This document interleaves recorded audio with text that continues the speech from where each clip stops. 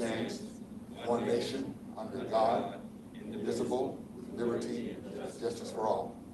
As we bow our heads now, Father, we are so grateful again for the privilege and opportunity to come before you as we are about the business of the city of Pensacola as well as your business. We ask now that your presence will be invoked and that it also may be felt. In Jesus' name I pray, amen. Amen. All right. As many of you have already had the opportunity, based on the attachment that has been sent via link, to consider the minutes from our last meeting, I'm going to ask now, what is your pleasure? Chairman, I move to approve the minutes from the last meeting. Second. Motion second. At this time, will there be any questions? Mr. Charles? Thank you, Mr. Chairman. If you look at the second page of the minutes, under presentation items, there's a motion listed. What's the page number, Charles? Page 2. It's actually page 5 of your packet, but it's Okay. page 2 of the minutes. Under presentation items, it says a motion was made by Remington, seconded by Durant, blah, blah, blah. But the motion's not even listed there. I believe that's the motion that Mr. Kopacek made, or board member Kopacek made over there to have the police work with McGee Field. Yes, But sir. the minutes, as they have been continuously, lack the detail we need to be able to do our jobs, and actually lack the detail that the public needs to be able to see what happened. There's, in these minutes, it isn't even notated the people that called in. If you look at the minutes of the city council, they typically will put in at least the names of the people who call into the meetings. The minutes are just a regurgitation of the agenda with a little bit of information, so I will not be supporting the minutes as they are written. Okay, you definitely have that opinion, and right. All right. Thank you so much for your comment and chiming in. Yeah, that's your right. You have that. You can do that. All right. Is there any other questions at this time? All right. If there's no other, at this time, we're going to ask, as the administrative council has asked us to do, for us to go around the room acknowledging our yay or nay. If you all recall, again, this is not from me. This is from the city administrators that want us to do it in that manner. So with that being said, Mr. Bear, you've already acknowledged? No. No. Okay. Autumn? I'm voting no. Okay. Drew? No. Okay. Kyle? Yes. Okay. Yes. Kyle, again? Oh, I'm sorry. Yes. Okay. Laura? No. Okay. Haley? No. Okay. Scott? I vote no. Okay, all right. And with that being said, we need to go back and correct that and get it right. And so I'm looking around, I was looking for you, Lawrence, I didn't see you. Yes, sir. So we need to correct it, and for correcting's sake, I want to make certain that we get the proper correction in order to adhere to the desires of the committee. And with that being said, could you help me out, Mr. Baird? Exactly what it is that we need to correct so that we can get it right. And to be as specific as possible, Mr. Chair, if there's a line, if there's a particular word, if there's a particular paragraph, or there's stated in journal. So, Okay, I really think the person that drafted the minutes ought to go back and watch the video, because they would have the motion, they would have the names of the people who called in. The minutes are supposed to be a reflection of what was discussed, and this is it's really just the agenda. I mean, there's more than we can probably go through right now. I don't want to use up our hour and a half talking about this.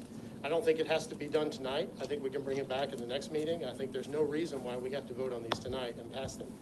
okay. So they can be brought back. Is it appropriate? Would it be decent if they can call through the week and maybe have that conversation? That's fine. And then we'll have a copy of it and to review it again at the next meeting.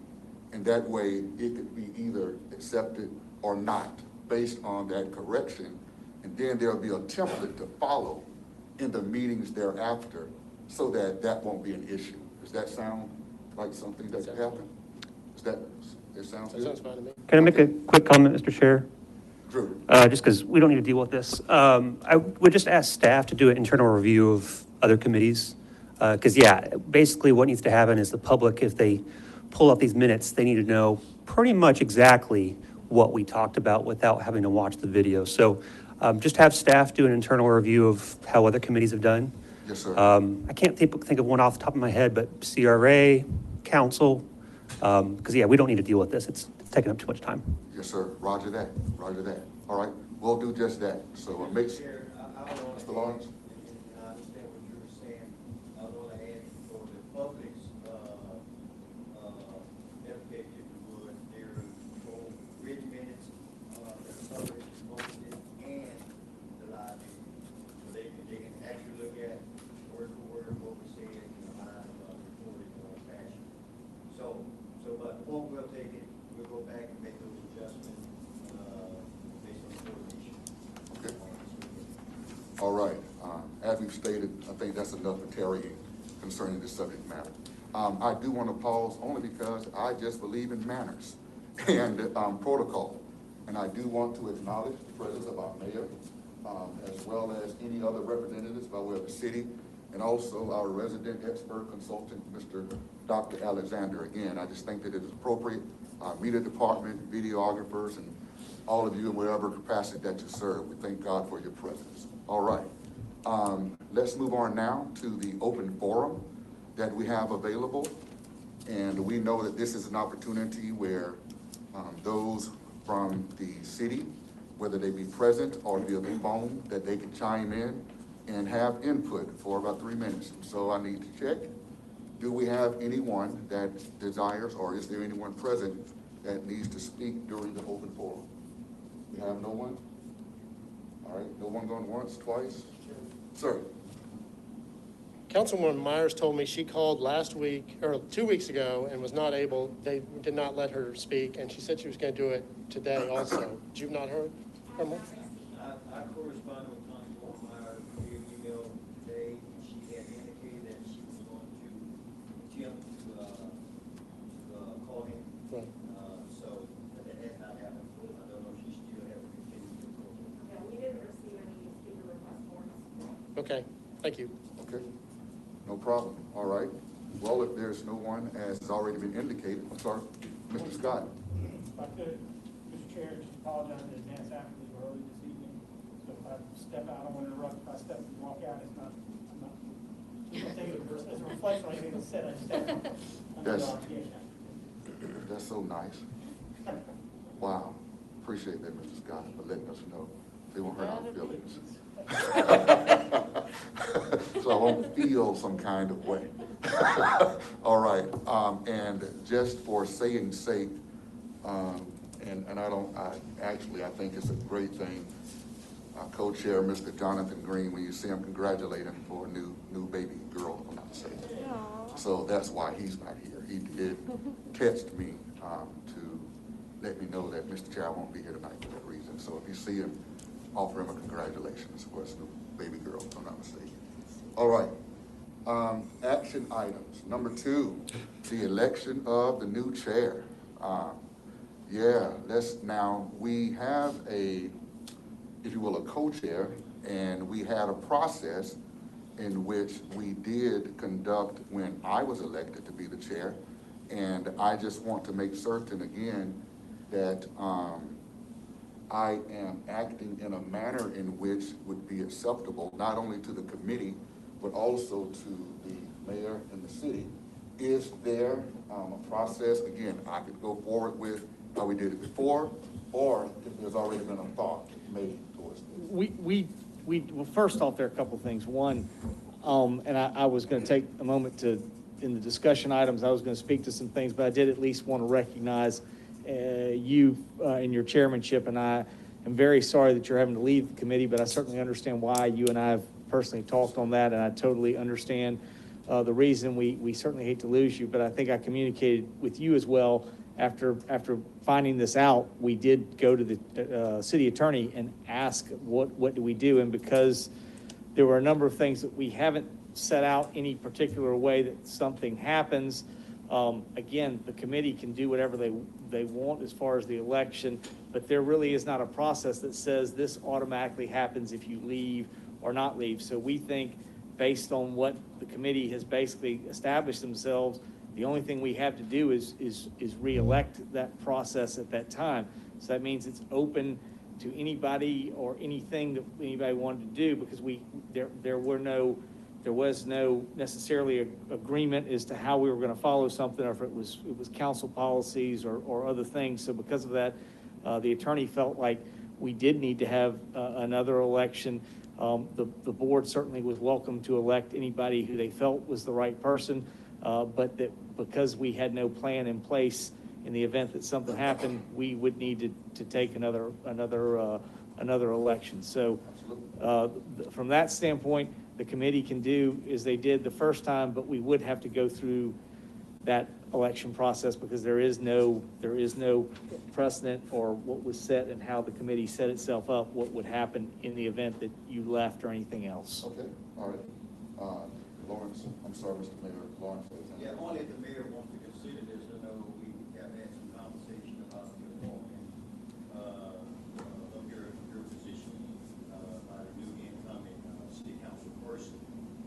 And if that's what the mayor wants to do, then we'll actually hold the election next city meeting. Well, and that can happen. I do believe the intent is to have somebody in there. We now have a new District 5 council member. I've talked to her briefly. I think her expectation is to have somebody who we could have by the next meeting, selected. And so that's the way we were talking about going. If y'all had it on your agenda tonight to do whatever, it certainly can happen there. But there is the full expectation that we'll have another member at the body by the next meeting. Okay, now, I would like to chime in and say my personal opinion. After being in this capacity, I'm not certain if a new person coming on board, maybe would be the one that would be considered. No. I wasn't saying that they necessarily be the chair. I'm Right, simply saying right. that they would be appointed to at least for that next. No, I'm not disagreeing with you at all on that. Okay, so do you want us, Mr. Mayor, to wait until next week? It Or doesn't can we matter, go it doesn't ahead matter, and- you know, you have the ability to do what you want to do. Correct. But you do have to, based on the attorney's version, is you Have would an have to hold an election. All right, let's do just that. I'd like to move that we take nominations from the floor and vote tonight. That's exactly, second, motion seconded, all of in favor, say aye. If there's any, ones that disagree, you have the same right, if there be any, but I was going to state the same thing, that, let's go ahead and have elections. So at this time now, it's open for nominations. For, just like I was nominated and voted upon, the floor is open. I nominate Ben Durant, if he's willing to accept the nomination. Are you willing to accept a nomination then?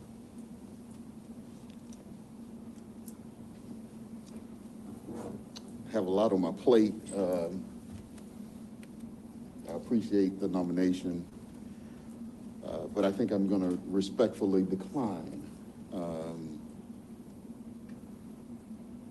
I wasn't expecting that, so. I could tell.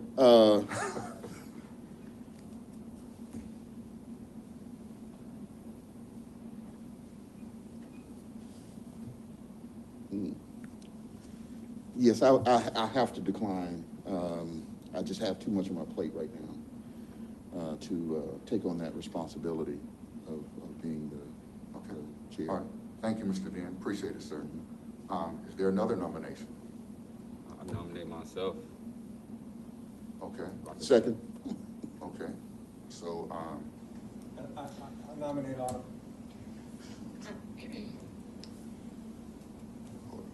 so we have Mr. Kyle Cole.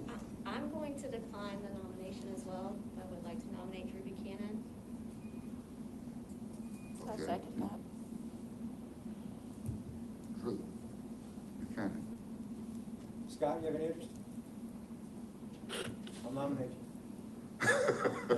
To jump in this hoop. I think I'd decline, because I think I'm better as a member than the chair. All right.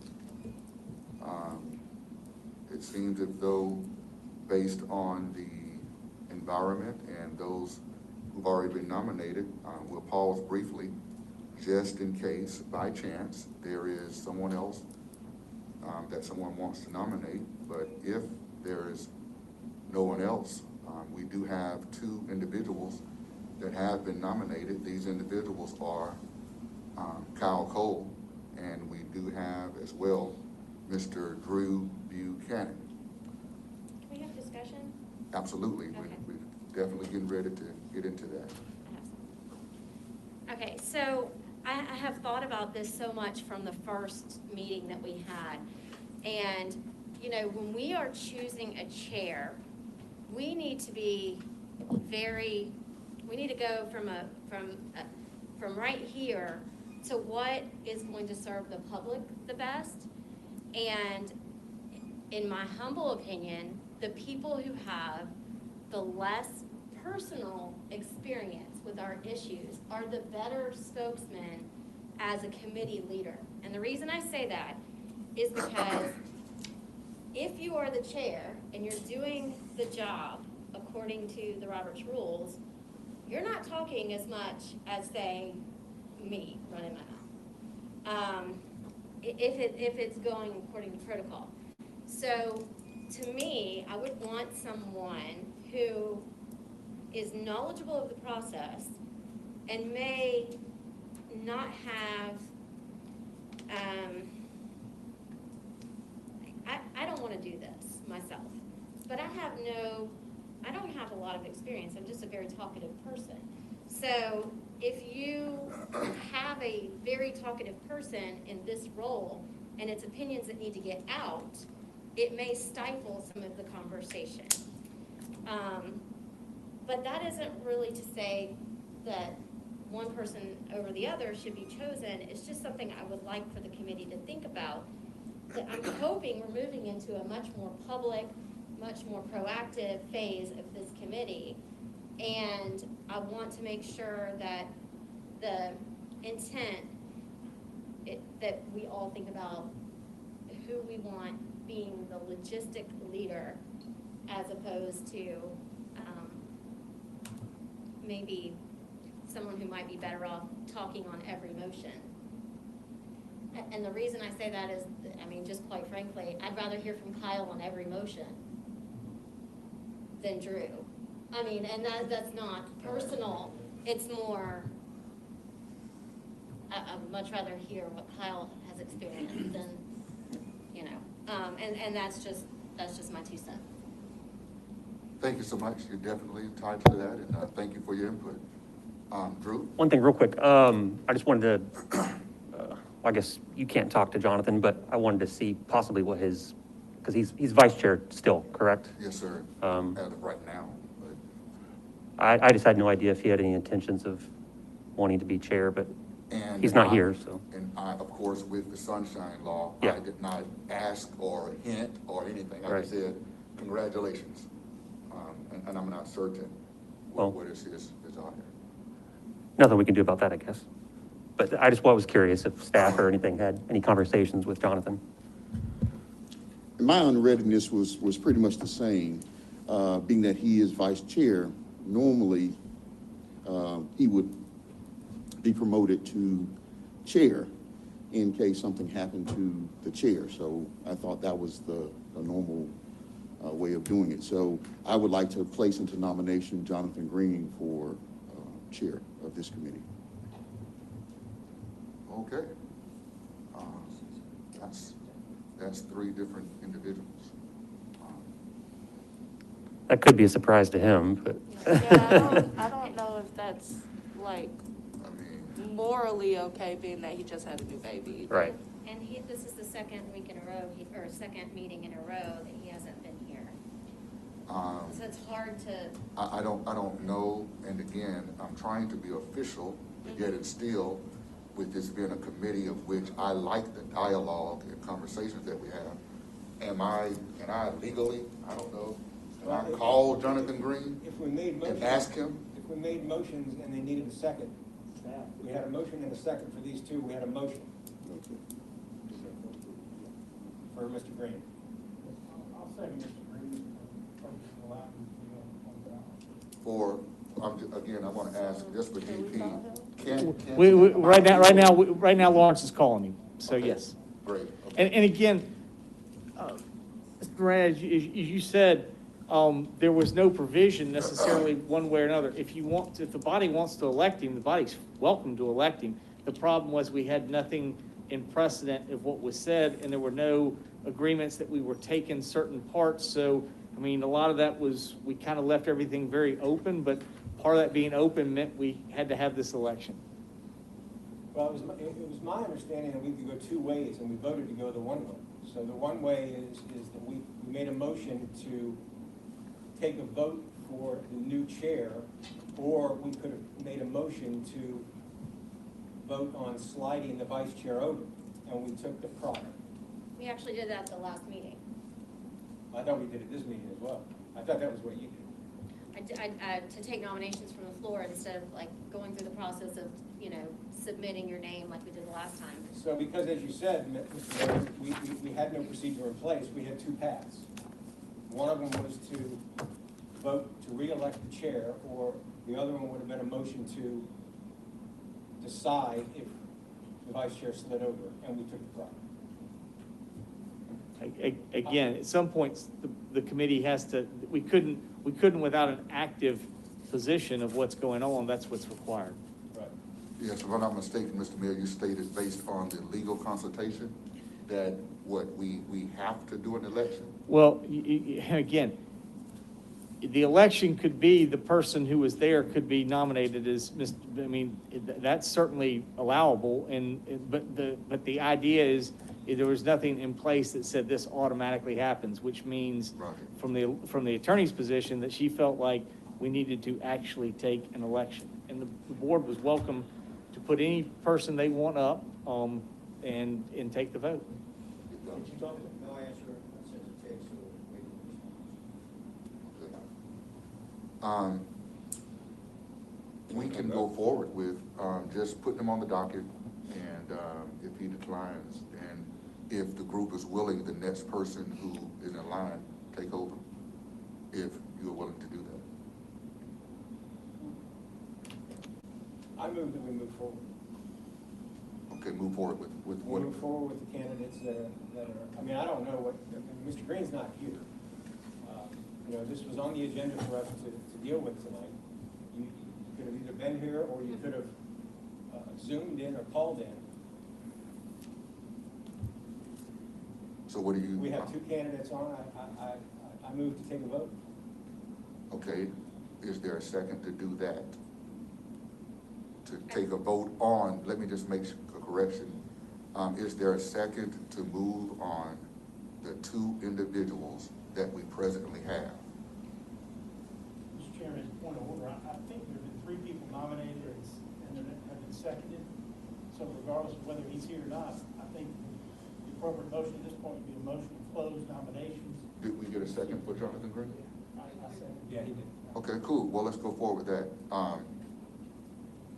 All right, with that being said, all those in favor of, I think the last time we did this, didn't we have paper ballots? Yeah, but is there any, there's no one else that wants to talk, because we don't get to talk behind the scenes. Might be good to talk do we want to do secret ballots? Or it out here. Maybe not. Are you looking for more discussion from? I would love to hear. My input? real Okay. discussion Yeah. before I cast my vote. Sure. you know, discussion as pertaining to what now? As to the nominees, Yep. Because like you guys did with me, you did ask questions prior to voting on me. So I Yeah, guess think if it's a good there's idea. any, I'd like some discussion. yeah, so if there's any questions that you may have to Kyle, or you may have to, if you will, Drew. Sure. So it's open at this time for questions to these candidates. I'll just give my quick input. Obviously, I didn't nominate myself. This is a complicated committee, obviously, so no one's first intention is to say, oh yeah, pick me for chair.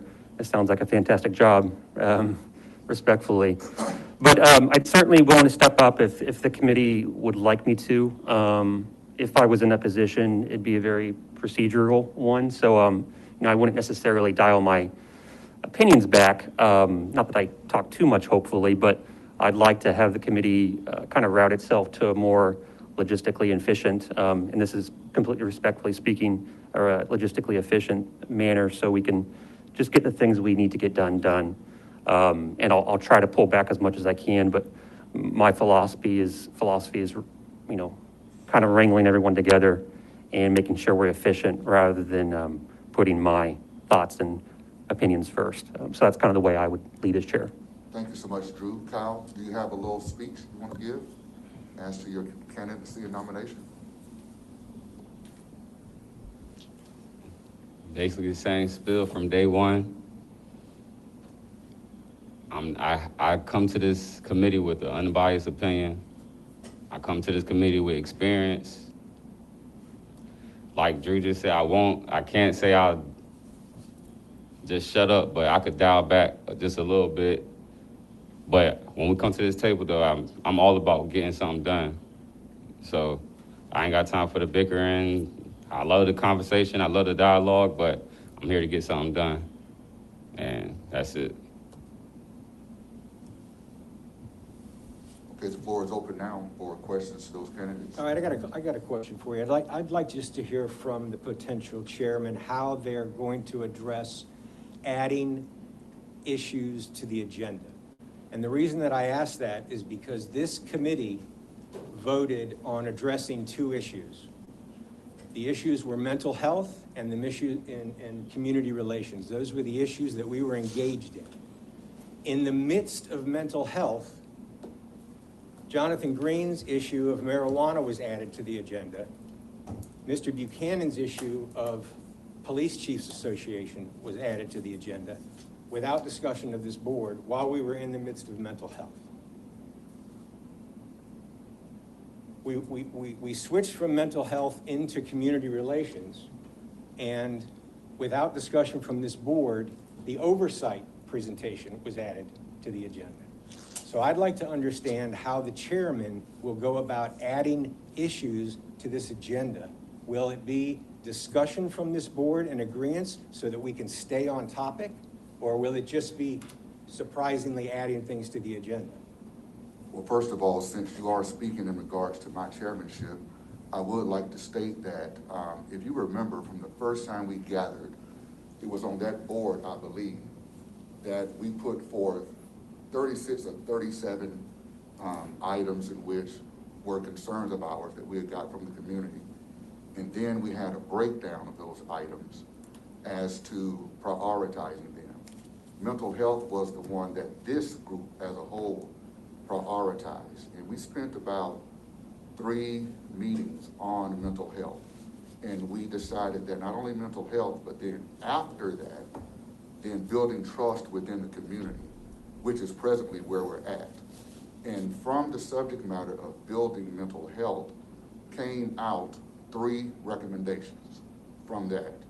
It was after that that Jonathan Green brought up the marijuana issue, which I will say that in this capacity as chair, it has to be a person that is firm and that keeps everything on task and not deviate or go over into other thoughts. Because at one time, you were the one that even brought up police attrition. We were not talking about police attrition. We were talking about mental health. So in the midst of our discussions, yes, each individual, they have the prerogative of bringing up whatever it is they want to bring up. But it's the chair's position to make certain that indeed we do stay on track. And again, I cannot monopolize somebody saying something, and anyone who sits in this chair. And you don't know what it's like until you actually sit here. And once you sit here, you'll understand what I'm talking about. Because everyone in here comes from different areas of leadership. You have the president of the NAACP, you have Mr. Kyle Cole from the Great Beatty Bridge, you have Haley Morissette, who's done a lot, Charles Bear, a lot of experience, Drew Buchanan. Everybody has different places in which they come from. So again, you're gonna have to be able to keep things on track with the spirit of why we're here in the beginning. We're here because Tamar Crawford was killed. That's why we're here. So with that being said, respectfully, Mr. Kyle, I will say the reason why is because you can't stop people from bringing up stuff. Even when Jonathan brought up his issue, you're correct about the marijuana. Okay, Mr. No, Chair, no, point of I'm- order, Mr. Chair, point of no, order. I'm This speaking right discussion, now. this discussion was for the candidates, not for you to answer. But you cannot state, Mr. Kyle, I didn't state anything. I Something asked you how it was said- going to be addressed. a point of clarity. I asked how the new chairs are going to address these issues. You cannot make a false statement either. Now, with that being said, I would respectfully ask for you to respect the chair. Now, with that being said, you can answer the question. Kyle, that's a good question. Thank you, Mr. Chair. I would just say, I'm a big fan because we both sit on other boards, so we kind of know what the deal is just to make sure that we're kind of following precedents and the templates with other committees. So for instance, I share your concerns sometimes too of kind of getting surprised by, and we're all new here. So again, this is all saying this very respectfully, but we're kind of getting our sea legs, as Dr. Alexander has mentioned before.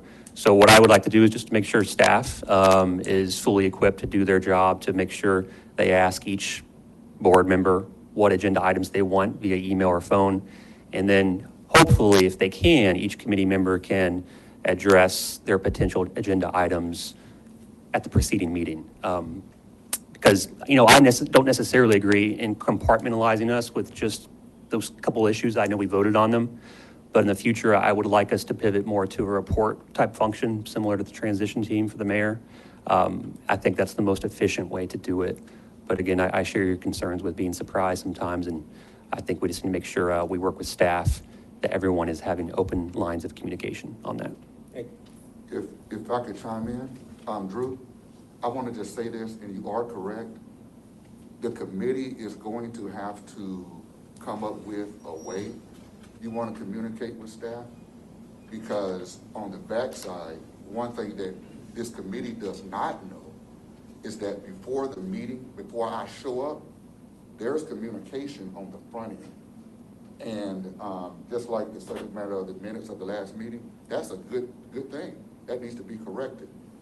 But the committee is going to have to decide as far as formatting, procedurally, how you want that to take place, because I have to deal with what the city wants, but then I also have to deal with what you all want. So I'm just making that as a thought, whoever's the chair, because there's going to be on the backside some things that they're asking of you before the meeting as far as the agenda. They actually ask, what agenda items do you want on it? And it's the chair that decides that. And like we did before, we knew we started at the end of the meeting, kind of deciding what was going to be for the upcoming meeting. But I'm just saying, that's something that the committee would have to decide. I'm just giving you a little insight as to the interactions that has to take place, that's all. Kyle? So I'll be blunt and say there's no growing that we can do as a community, but we've been saying since day one, we still trying to catch our sea legs. We still trying to mesh together to figure out this whole thing of how we want to see this committee ran. But since day one, any and every agenda item that's been there, I stay on topic with whatever y'all talking about. And I'll continue to do that and make sure that we stay on topic. Like I said, I talk about what's on this agenda item, anything that needs to be added. It would be best to be able to go through the city to make sure it's added correctly, or even if they ask via email on what should be added. But other than that, I know when it comes down to when we in these meetings, I'm sticking to this agenda item, and anything wrong with it, we can fix it. Anything right, we're gonna let it stick. Any other questions? Laura? I have a question for our potential chairpersons. In this capacity, you will be the face of this committee. So being the face of this committee, what does that mean to you? Well, the math doesn't help, but Grover, you're used to that. So I would just say, it requires a simple form of diplomacy. I think that's really important when we're discussing really incendiary issues sometimes, like we are at this committee. You know, I think Mr. Wilkins mentioned it before, but this was one of his proudest moments, I think. I hope I'm paraphrasing right, when this committee was formed, not because it's just more paperwork for staff, but because it could have a huge or it could have a negative impact on not just the city hall, but citizens as a whole in the whole city. So I think it's important for whoever is leading the committee as a chairman to make sure they're representing the best wishes and intents of the committee as a whole. And sometimes that does mean capping your own opinions and thoughts in recognition and respect of the entire committee as a whole, if that answers your question. Being the face of this committee, I didn't really see it as that by becoming the chair or running for chair. I just seen it as somebody to make sure, like I said, make sure everything that we bring to discussion is stayed on topic. We come in here and handle business. So being the face of the committee, I really don't think I don't think it really is that. But if it is, like I said, I'm honest, I have a non-biased opinion for everything. I just give experience. So like I said, I think if it's publicized, our viewers, everyone listening, everyone in here has to respect it. Like I said, because I give you an honest, non-biased opinion about everything, every topic that we speak about. So, and I think people need to hear the real, instead of the watered down or the washed up version of everything, instead of seeing what's really going on out here. Thank you. Mr. Charles Bear. Thank you, Mr. Chairman. I have a question for Drew. You were appointed by Councilman Tahar, I believe, and you do not reside in his district. Have you spoken to the new council member to find out if you're going to continue to serve that district? Thanks, Charles. I just recognize that I think you all picked the youngest people here, except for me, Haley. So I think, I don't know what that says, but I haven't talked to Mr. Councilman Jones about this. My understanding is we weren't necessarily, and this is probably just my matter of opinion, picked to represent each of the districts, because there are more than us. You know, he asked me before I had asked to be on this committee, but short answer, no, I have not talked to Councilman Jones about this appointment or if he has any wishes to appoint anyone besides me. Anyone else? This is your opportunity to ask questions to the candidates that's before us. Drew Buchanan and Kyle Cole. Mr. Chairman, I would ask, you have a voting ballot in front of you. We will need each one of you to print your name because we do need to know what everybody votes. In this Florida Sunshine Law, it is, you are filling out a ballot, but it's not a secret ballot. So we all will need you to sign your name to it at the bottom. So I did want that at least on that, so you know. Okay, Mr. Mayor, with this ballot, again, I'm just procedurally, as we are nearing the point of voting, how would you want us to annotate it on here? I believe there was a place for you to put beside it. Just check. Is that what you? Yeah, that's what. Okay, check just, beside the you name. want us to just check? Yeah. So- Which name of the three? That's correct. So as the committee members with what's before you, you just simply check who you want, and we'll collect them. And as we did before, Mr. Lawrence had collected everything, and we'll announce who is the candidate, or who is the new chair. And I would also say, as you get ready to do so, should we, with this ballot, consider the co-chair? Because also, you know, that's going to come up as well. Well, After we select the chair. I think it's all good for consideration. Yeah. Okay? I think if he were to win, we'd have an open co-chair seat. yes. Okay, And that's all we'd really need to, if he were to win. If not, it's not an issue. right, let's do it. All right, Lawrence, you want to pick them up? Yes, sir. I think you're ready. Okay, if you'll go ahead and do what needs to be done.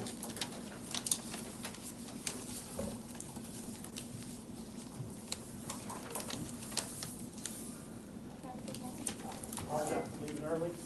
See you later, Mr. Scott. Good Thanks, luck. Scott. Thank you all.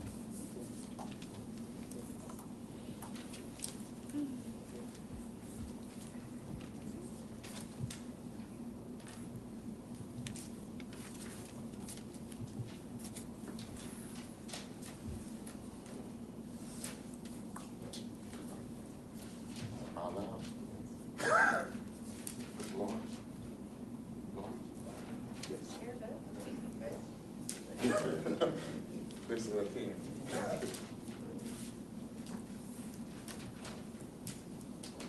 I guess we'll wait, pause briefly. I'm sure we want to know kind of who is going to be that individual.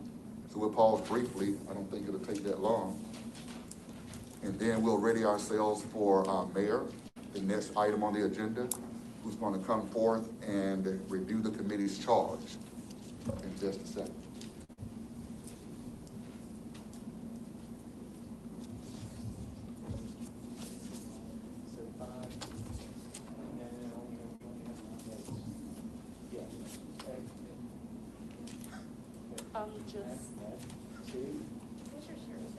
I'm always watching people for their logic, I'm sorry.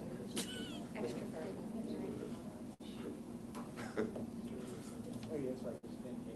I'm trying to read the bottom line of your. Okay, all right.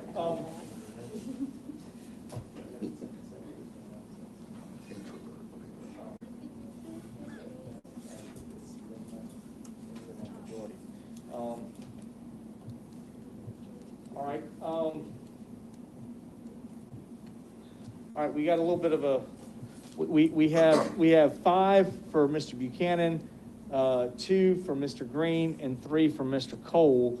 But, by city, we don't have a majority. I thought we had 9. I thought it was gonna go, but I forgot Mr. Durant came in, so we will actually need to take back your ballots and, have a second vote out beside the second one and then go there, because, I mean, you would require the last person drops off, so we would have the top 2. That's exactly how the city votes. You have to get a majority of that, so we would need to re-vote again. So if you could give everybody their particular one and ask them to re-vote Mr. Mayor? again. Yes. Are we able to do that? Scott's not here now. Well, Scott's left. He won't be able to vote. Everybody who's here will have to vote again between 2 choices. Okay. I will say this much, we only have 9 people now, so at 9, we will definitely have somebody with a majority. So it's between, the only eligible votes are Mr. Buchanan and Mr. Cole.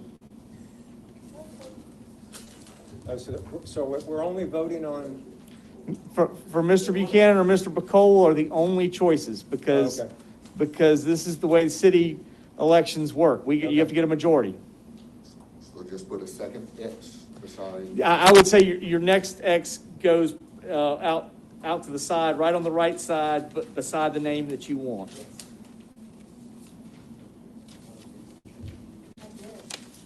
And while she just signed her one in the name with the name she had.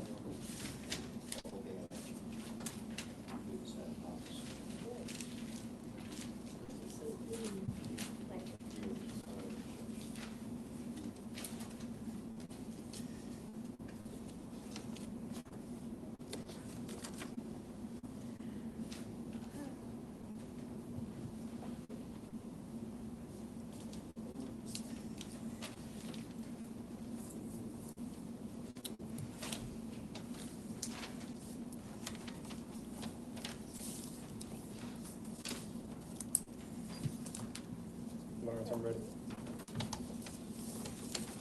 So we're just adding another check next to where we are. Yeah, just add it to the right side, so it's still by the name. We can see visibly who the name is, but just out to the right, so we can see it for your second vote.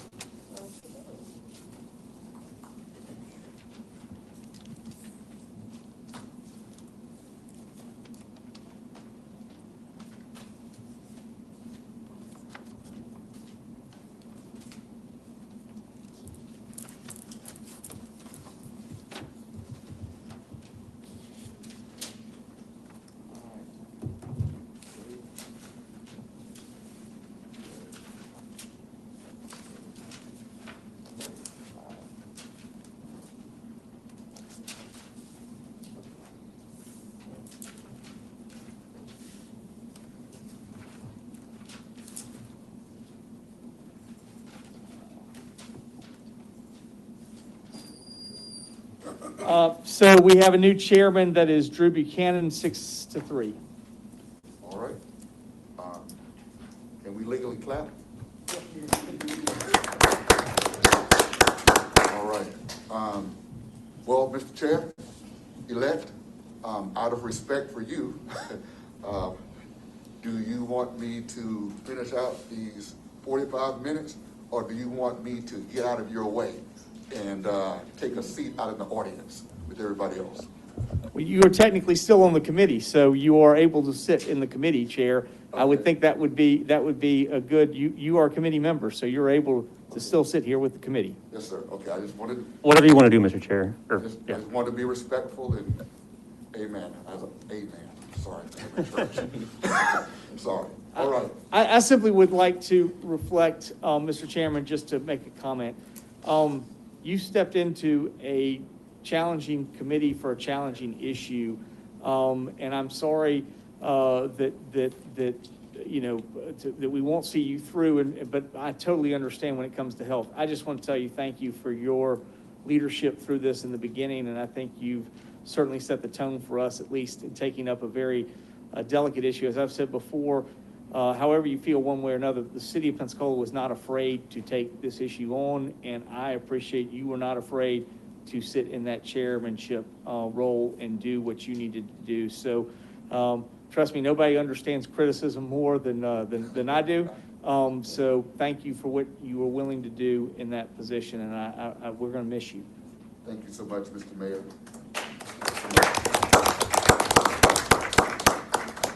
All right. As we ready ourselves to move on, I would like to say as my last words, and that is, whatever I do, I'm very passionate about. I think you probably have picked that up. I'm very passionate about it. And upon me coming on board, my heart was in this, and it still is. And my prayers and my thoughts will continue to be with this committee. It definitely is a ship that has to navigate its way through these waters and the social unrest and injustices that's presently prevalent within our country in which we live. But I certainly pray that you all will continue to press forward in that regard and stay focused on exactly why we're here. With that being said, Mr. Mayor, you're on the agenda. Okay, I appreciate the opportunity for the discussion, and just to mention, I'm sorry I was not able to be here last week. I had some issue with inner ear stuff and not feeling well, but I am in a much better position today, so I appreciate from 2 weeks ago. I simply wanted to say, and again, some of the challenges that we've gone about, we have, or I was very clear that I wanted to set up a committee and allow y'all to do it. And I know there's been some challenges with being as much as we've allowed it, but my commitment to you when you agreed to serve was this was going to be a chance for you to be there in the voices. And we've tried to stay out of position or saying anything, and it's probably led to some challenges that this group has had. But I think it's fair to say that this group has had, it's not being designed by the city, it's being designed by citizens to help the city be better.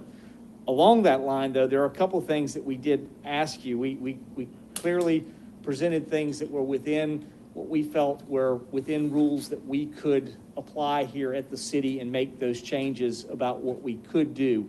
And along that line, we explained to you things that were not going to be allowable by state law, that were outside the control of the city.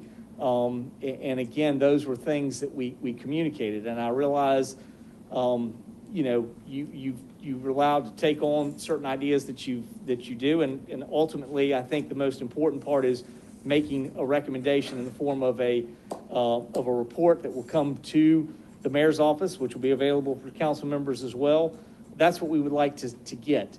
But at the end of the day, there are some things in this thing that we discussed the very first time y'all made a recommendation. There are things that you're asking for that will be budgetary.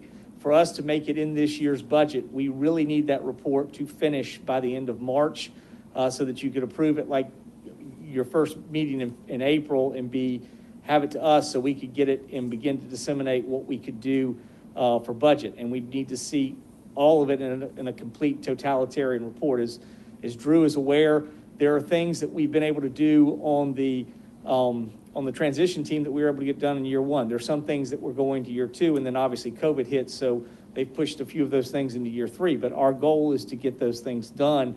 But so, I mean, on the same thing on this, in order to get what we can immediately going, we need to have that report by the end of March. And I think that would be important as the group moves forward. So that we can, if we need to make anything related to our budget, we have the time to put it in there so that council can review it. They can debate it, move it forward, and go through to the public debate in the fall, and then be voted on for next year's budget. Along those same lines, we have provided you with also all of our things that are there. I think one of the things that was very interesting to see the editorial come from the U.S. Attorney's Office that talked about what policing needs to be as we move forward. The one thing I was very proud of is many of the things that he mentioned are things we're already doing. We've been trying to show you, again, what are our standards, how we have that in review of those standards, and how we can make things better. I think in many ways we've done that, and I think our standards are important. I would send back to those standards have allowed us to take actions against people who do not provide up to that standard. So, you know, again, I don't know that just having standards, it doesn't automatically mean everything's going to go that way, but it means we hire somebody to train us to those standards. We try to live to those standards, but if those standards are not reached, we have the ability to take action, which we have done as a city. So again, I think along those lines, we would like you to look at the things that we know we can do. Certainly there are things that we can't do without state control. Those will be issues that are not going to be decided here in Pensacola. They'll ultimately be decided in Tallahassee. I totally understand the value and the discussion of why you've had those certain things. But again, those are things that are outside of our ability to make those things happen. And they're certainly good for discussion and conversation.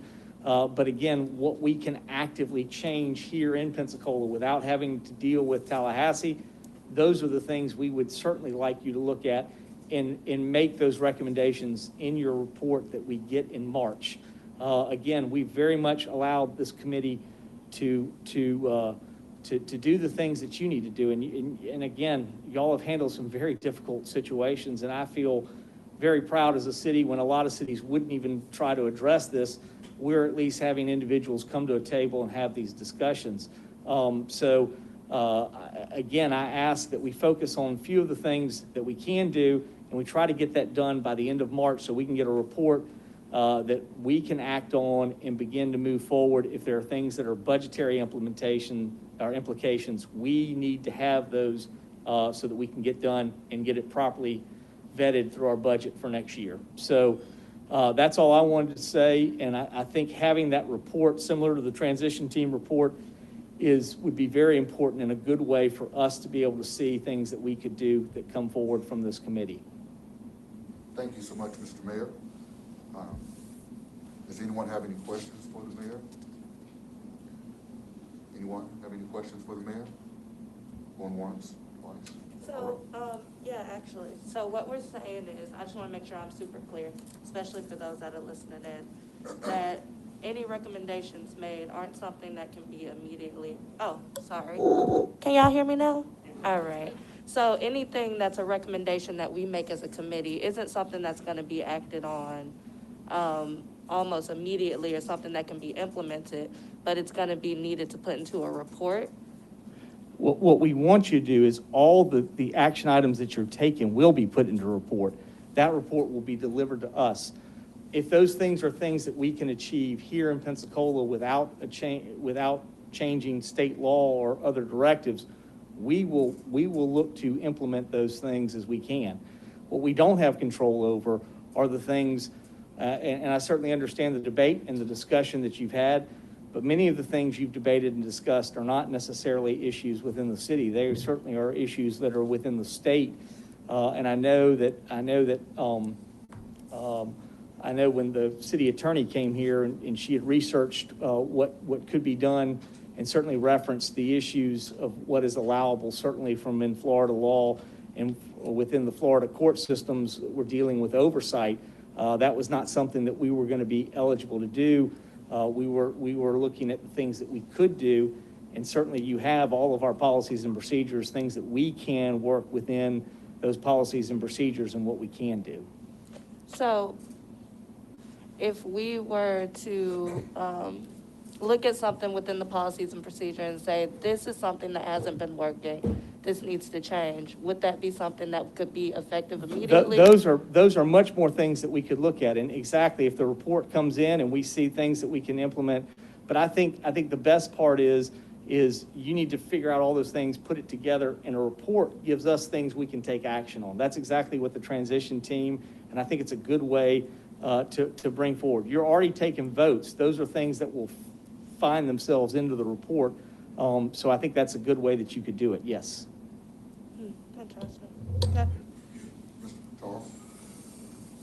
Thanks, Mr. Chairman. So if I understand the mayor correct, the answer was yes. So he wants it in a report before they're going to act on it. That's what it sounds like to me. So it sounds like to me we need to get busy putting together a report. The faster we get that put together, the faster things can be looked at and worked on. Thank you. Anyone else? All right. Kyle, did you have your hand up? I didn't, but I will respond, because I agree with Mr. Bear, and I think that, I think that we're gonna have questions when we start putting our report together. We're gonna need to understand on some of the mental health issues, what is Dr. Alexander working on with respect to training? What are we implementing so that we can prioritize what we've already done? Is it gonna be a budget issue? Is the marijuana issue even doable? So I think we're gonna need to understand those types of things, so when we do the report, we can start to prioritize. But I agree with Mr. Barrow, we need to get working on that. Mr. Chairman, if I could, Sure. I think everything you voted on needs to be in the report. I'm just telling you, there are certain things that you've taken on that are going to be beyond the capacity for us to solve here in Pensacola. So I think those are things, I have no problem with you putting stuff in the report, everything you voted. That's certainly what you're welcome to put. It's part of the body of the work of what you've done. But there are going to be things that you've asked for that are outside the scope of the city to affect here. They would take something much more that would happen there within Florida law. And if those things happen, we will stay consistent with whatever is voted on by the citizens or the legislature or whatever they do. We certainly can work within those.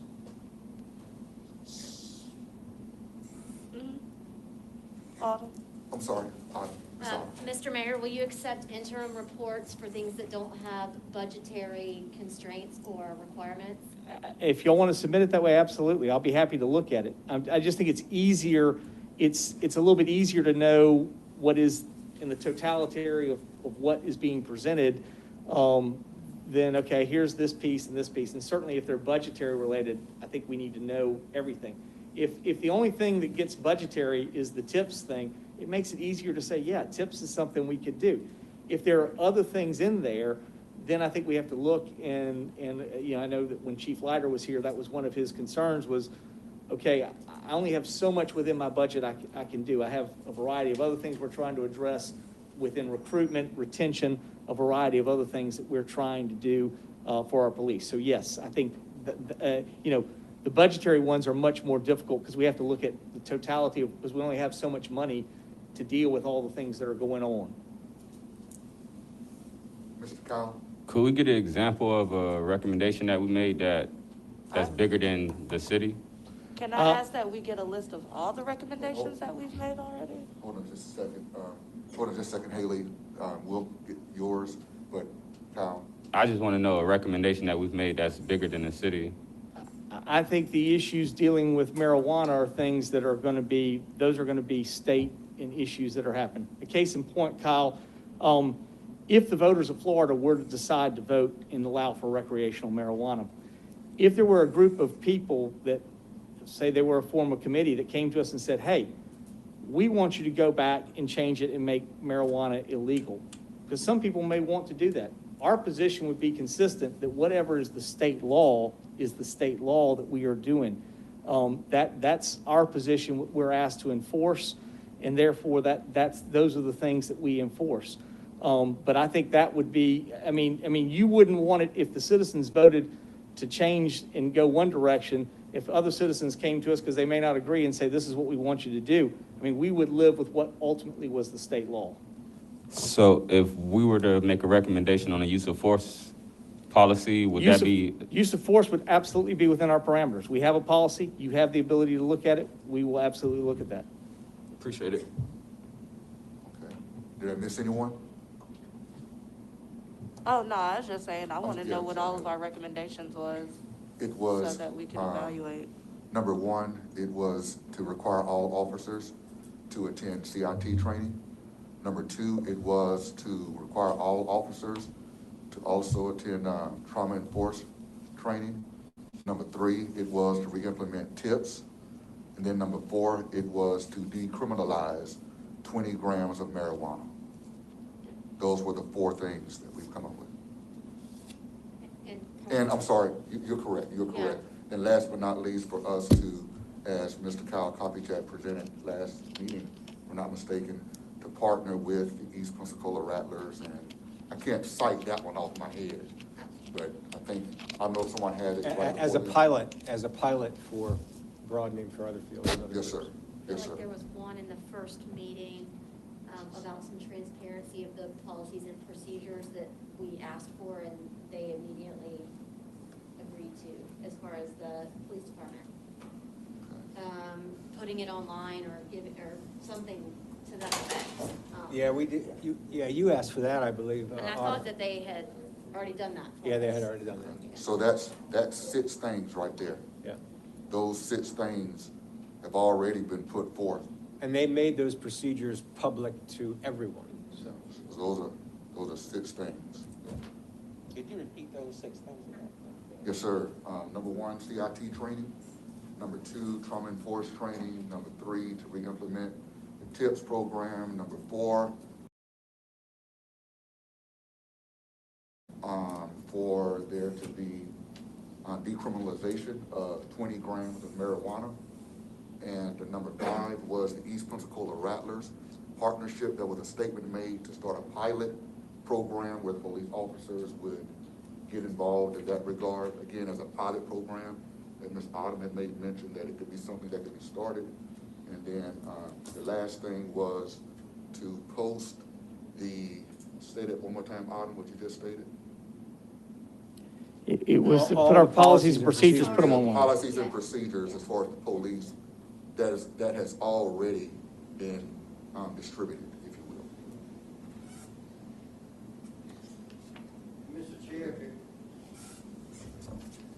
if I can humbly just make a recommendation, as the committee begins to circle wagon, put this, about March. Mr. Chairman, he needs a microphone if he's going to speak. Okay, Mr. Lawrence? Yeah. Thank you, Charles. I would just make the recommendation as the committee begins to circle the wagon to put your recommendations in official format. I would really recommend that you go back and bump the policies and procedures up to the top of your list, because I think what you will find, that's a foundational start point for all of the other 5 recommendations that you have already come in agreement with.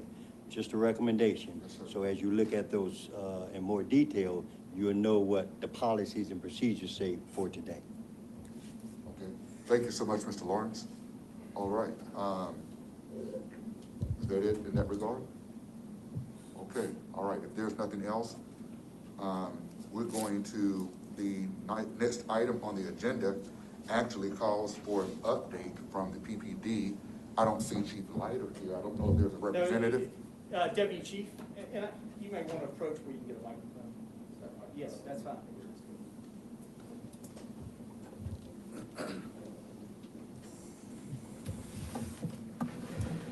I apologize, I haven't been available for the past 6 weeks or so due to a health issue, so I've been dealing with that, but I'm back today, so my voice is a casualty of that, so hopefully I don't lose it too much.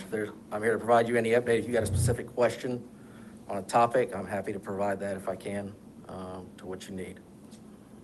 Sir, what's your name one more time? Deputy Chief Chrisman? Deputy Chief Christian? Chrisman, yes, sir. Christmas.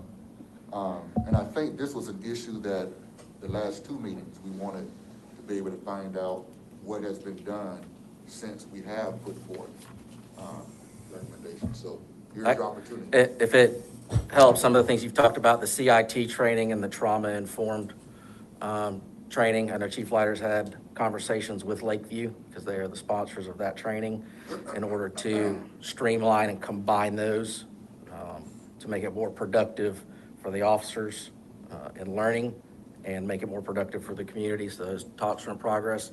That requires some scheduling and some coordination. Tips is a budgetary issue with the city and the mayor.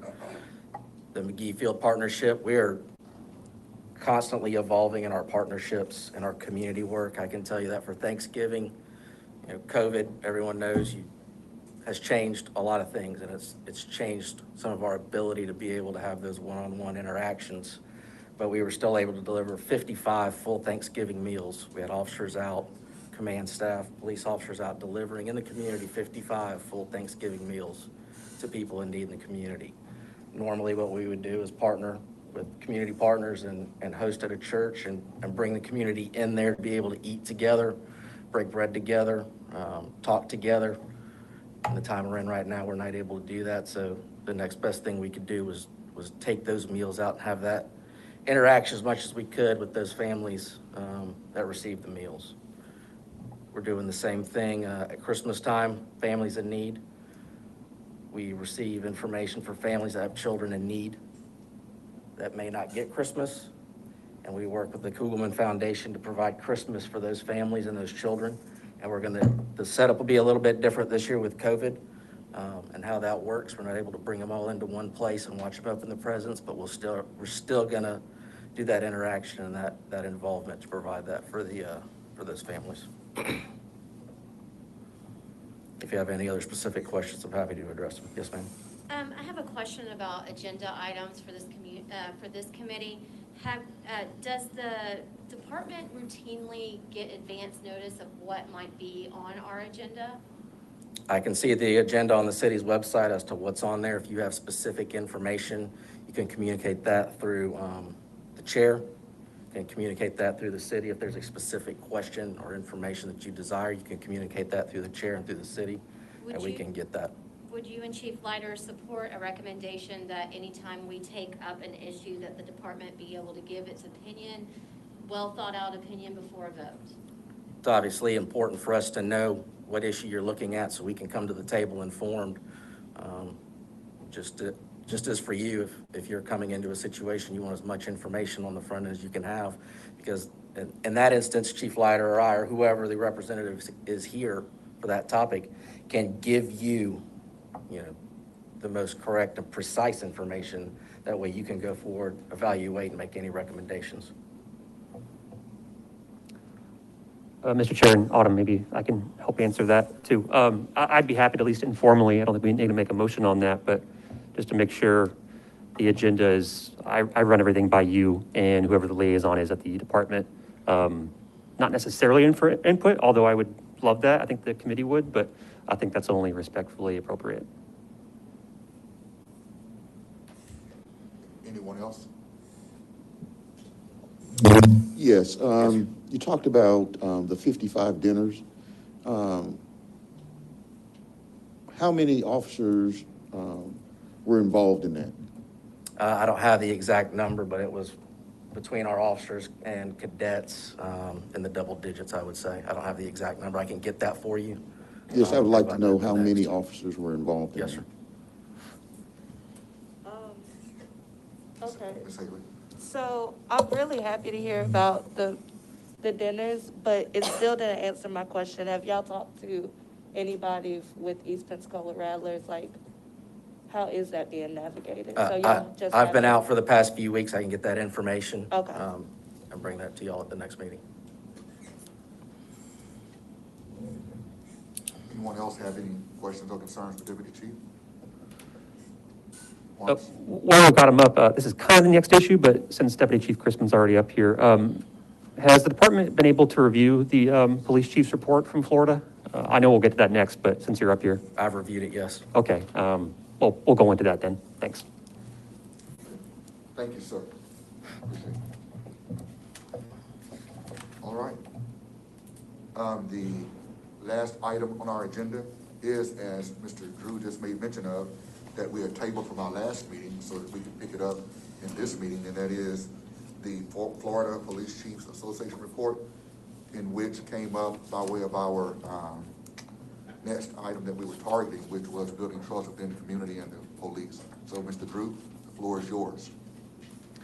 Thank you. I know you guys are ready to get this off the agenda. I think it's been on here 3 times. I apologize for missing last month's meeting. Hopefully everyone has been able to review it.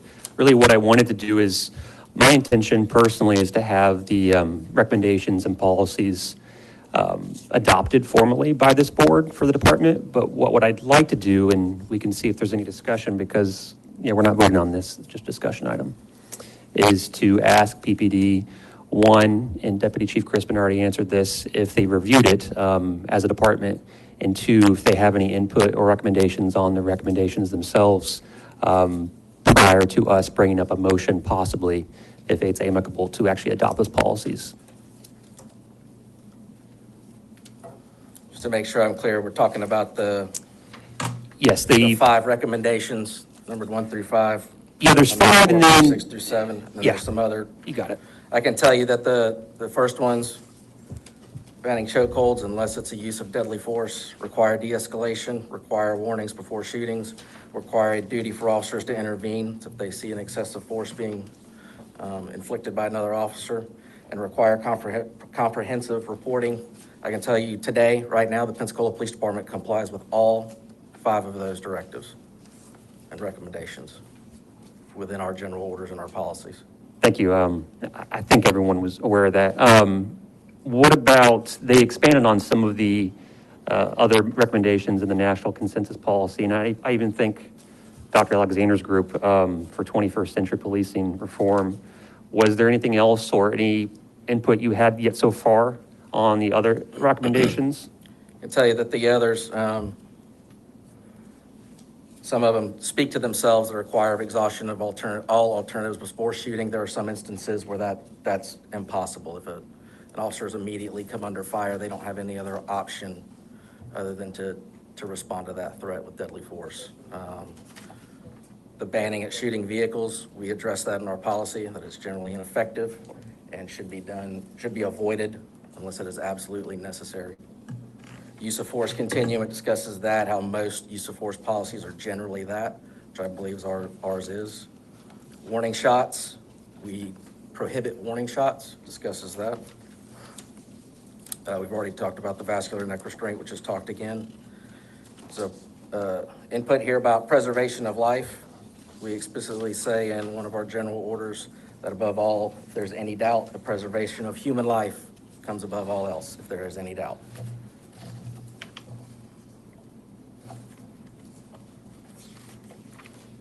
Now, for those you had just listed, and maybe the other ones as well, I know at least several of them are codified and written into PPD policies, as the public is aware.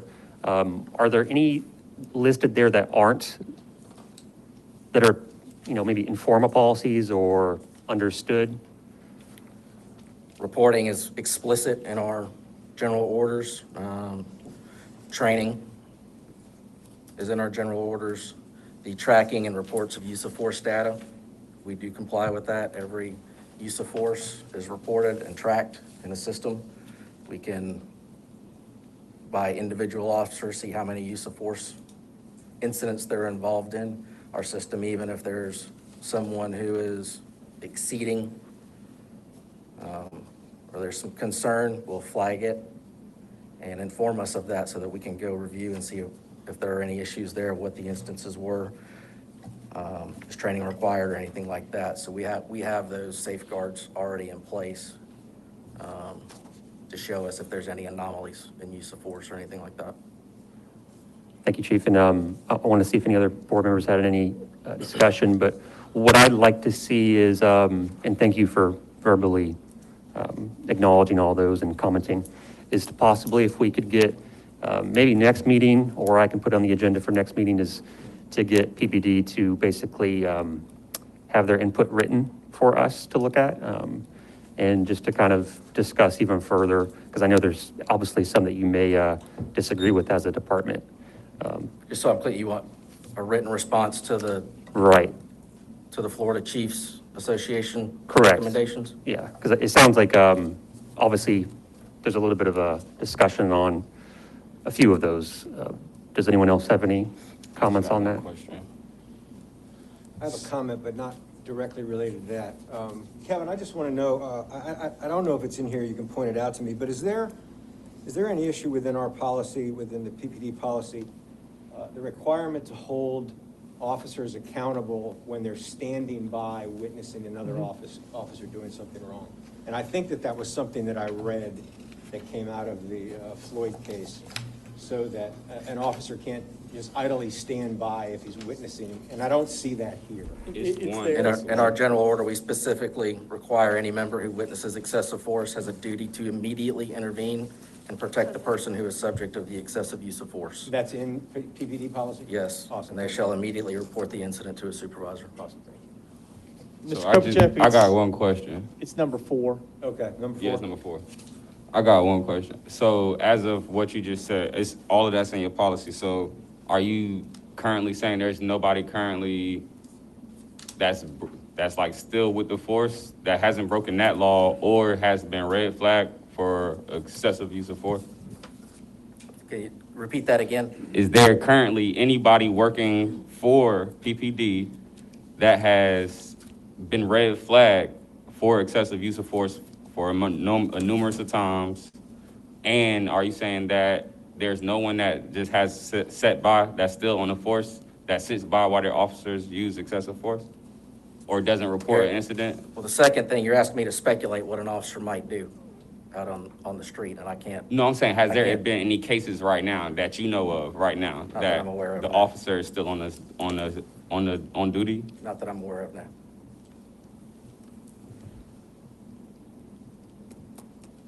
Okay, so is that kind of understood, Deputy Chief, on if we could kind of work together on that, just to get a written response on all those? Sure. Awesome, thank you.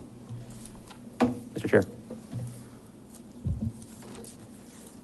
Mr. Chairman, if I could, I simply, and I think this is something we've been wanting to also, I appreciate you bringing this forward, because many of these things we were already doing.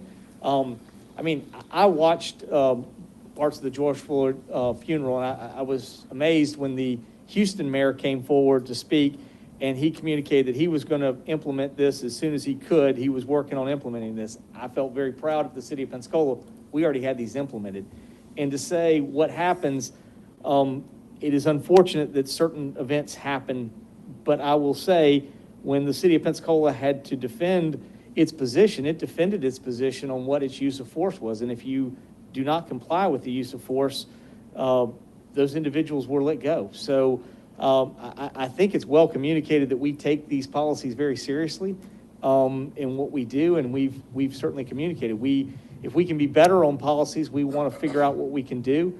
But I think we've clearly shown an intent that if somebody violates these policies, they will be let go. I mean, it has already happened. So I just want that to be very clear to the committee and to the public. Just so we're clear, every use of force is documented and reviewed all the way up through the chain of command to determine whether or not it was a justified use of force. And if there's an instance where there is a circumstance of an unjustified use of force, that officer is subject to discipline. And that's in-house, right? Correct. Drew, didn't you get that? Well, just for clarification, so, this review is done within the Pensacola Police Department, nothing outside? If there's an instance where there's the potential that a crime's been committed, we would consult with the state attorney's office. Is that your question? Or does that clarify that? Yes, sir. So when there's use of force and there's an internal affairs investigation, that's done within the police department? Every use of force is documented and is reviewed through the chain of command at the Pensacola Police Department. Okay, thank you. Drew, didn't you get that report? You asked for data. I think it was 3 years worth of data, didn't you? Was that part of that report? Was there a specific, which one are you referring to? Well, I mean, that would have been part of any complaint, right? I know that there was Yes. racial issues, was there use of force issue? All that data was compiled in there, right? It is all on there. That could be something that we could bring back to the table and discuss. Yeah, and just to remind everyone, this is for the public too. They can seek out all the data we requested on the city website. I don't know the exact address, but it's posted on there. But yes. Ours is www.cityofpensacola.com. Okay.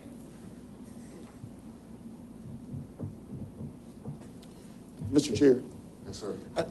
I just want to just ask a quick question. I'm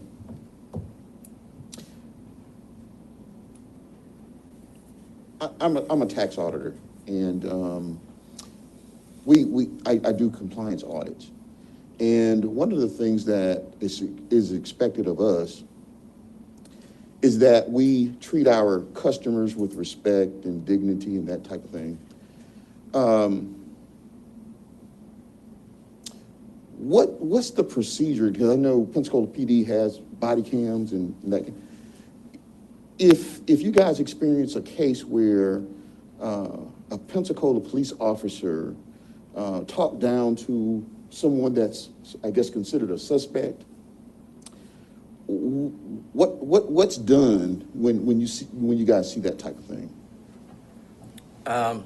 In general terms, because each specific incident is of its own merits, but we expect our officers to act, the 3 words that are on the side of every marked Pensacola police car that you see: courtesy, integrity, professionalism, in every interaction, whether it's with victims, whether it's with suspects. If there's a complaint that an officer was not courteous, then that's something that we'll review. The supervisor, it could be, depending on the circumstance, that'll be reviewed, investigated, and then the findings sent forth through the chain of command, in the same manner and program that the use of forces are. Okay. Thank you.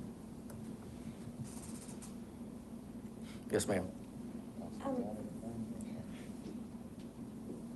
How much, I know there has to be some wiggle room in following procedures. There have been times where I've seen something happen and questioned it, and the response was, well, we followed the procedures. So from the standpoint of following procedure, it was done correctly. But then there's I guess the moral compass that steers you guys. Can you talk to that a little bit? I mean, is that something that comes from your leadership, that you're directed to behave in a certain way, or is your direction very much to stay by the book?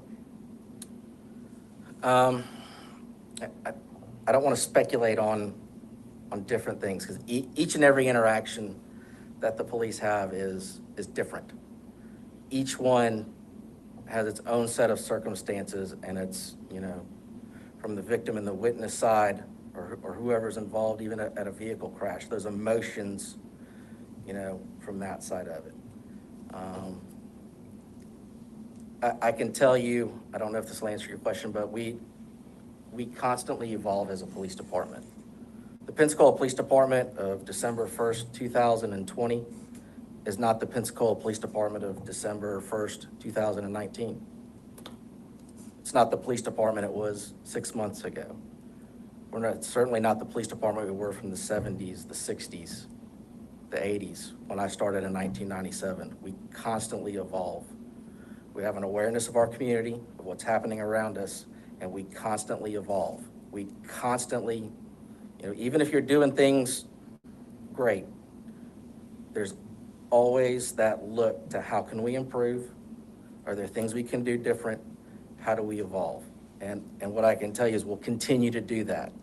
And we expect our officers to, act with empathy and with care when they're dealing with people. And sometimes perception in some of those calls can be difficult from the outside looking in, because the officer has a job to do, and they may know things or see things that someone in the general public just may not recognize or understand. And like I said, I don't want to speculate to a what-if scenario like that, but I can tell you that we constantly evolve. We teach our officers to be professional. We want them to be professional. We want them to be highly well-trained. We want the Pensacola Police Department to have the best trained officers, not just Florida, but anywhere. We want to represent this community well, and we'll continue to evolve and do that. And we self-reflect every day. Are there things we can do better? Are there things we're doing, well that we can still improve on? We're constantly looking to reach that next bar, that next goal, and evolve with Pensacola, because it truly is your police department. Not just the people in this room, but the people who live in Pensacola, the people who come and work in the city limits, the people who come to visit. It's your police department. We're at your service. So that is our goal, and the leadership's goal is to continue to evolve in that manner, to make sure that we're giving absolute best possible service to the people who live in Pensacola, who work in Pensacola, who come to Pensacola to visit.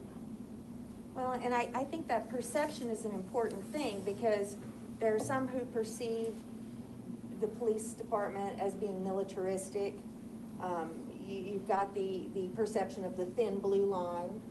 And then, as you say, you've got this culture of good feeling with the community and wanting to work with the community. And I think it's important to put that out there for people to understand that there's more to the police department than just that enforcement aspect. And in a use of force situation, the use of force never looks good, never.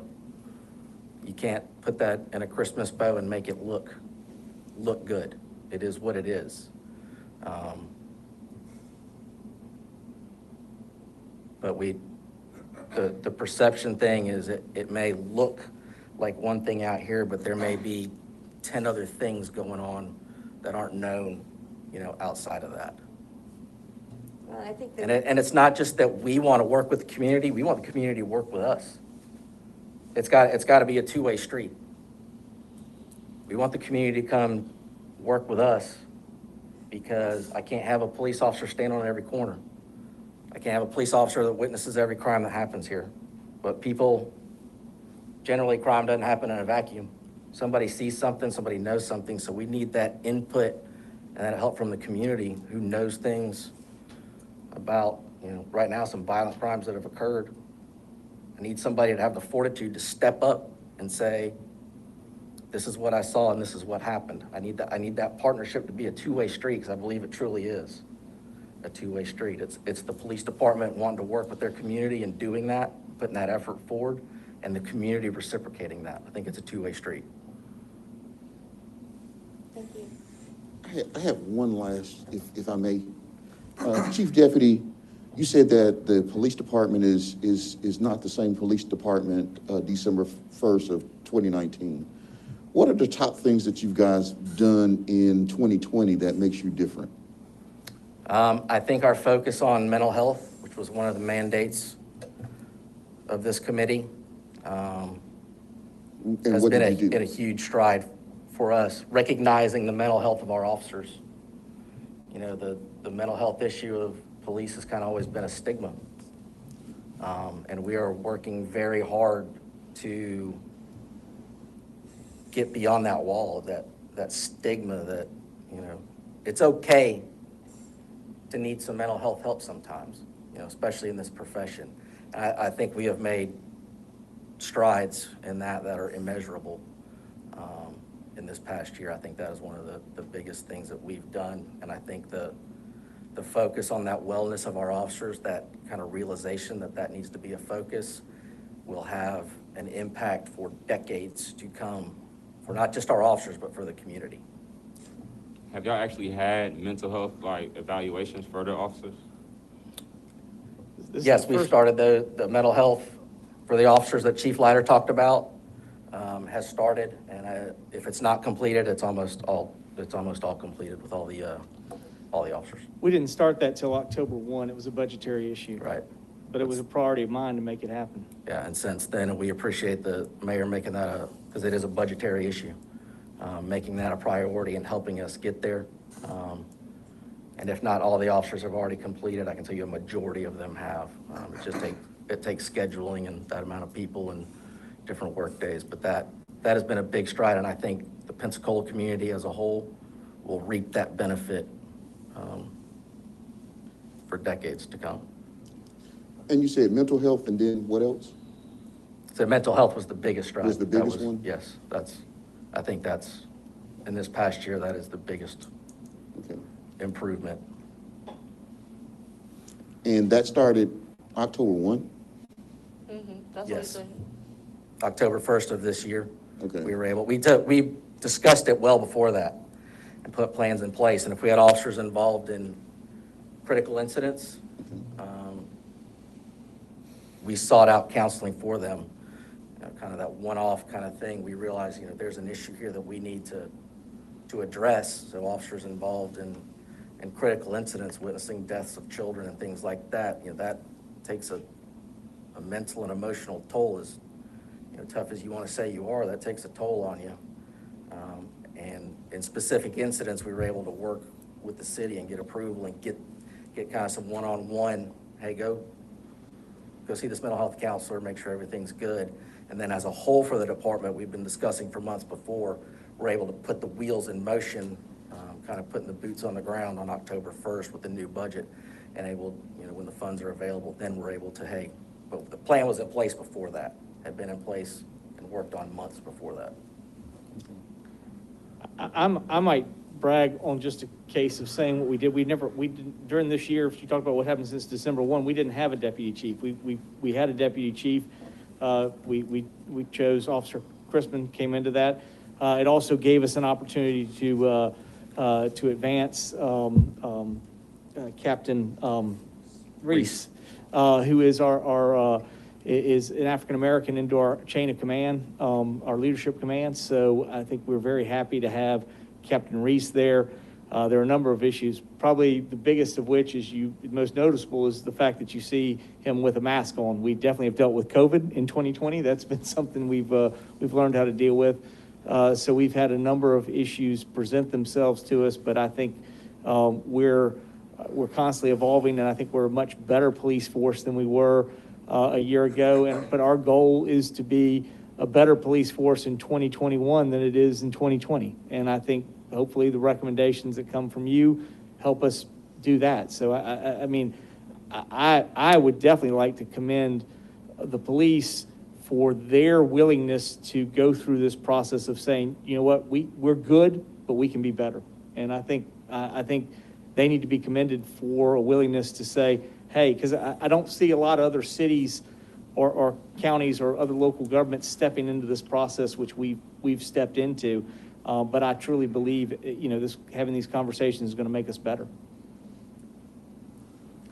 Mr. Chair, if I could, just one more thing. Yes, just sir. kind of answer Mr. Durant's question. What I'd like to do, have next meeting, is I'll try to work with PPD and bring it as an agenda item, having the exact line items of what they've done tangibly since the murder of Mr. Crawford. I think that would answer your question better, just not to put him on the spot. Thank you. All right. Thank you so much, Deputy Chief Chris. It's 7:05, and unless you all have anything else in that regard. When is our next meeting? Is it in 2 weeks? Okay, I couldn't remember. I thought that we had voted to have only one meeting in December and two in November, but I could be wrong. Yeah, it was two and things in November and December. Okay. I just So remember the because 15th. I just remember because I voted Thank you. no. I wanted to have my Christmas off. All right. All right. If there's nothing else to be said and done, as I. Well, again, before you do that, I simply, again, would like to say how much we appreciate your leadership on this committee, and we certainly are wishing you the best recovery on your health so that you're back, and we hope to see you back in a position working with the city to make a better city. Yes, sir. I always have, Mr. Mayor, and I always will. And I just ask that we continue, and I know I will, even in serving at my church, to look through the lens from the people at the bottom, to look from the lens from the bottom up, and not just from the top down. And I think that it's from that view that we could really see the change that needs to take place within our community. there's nothing else to be said.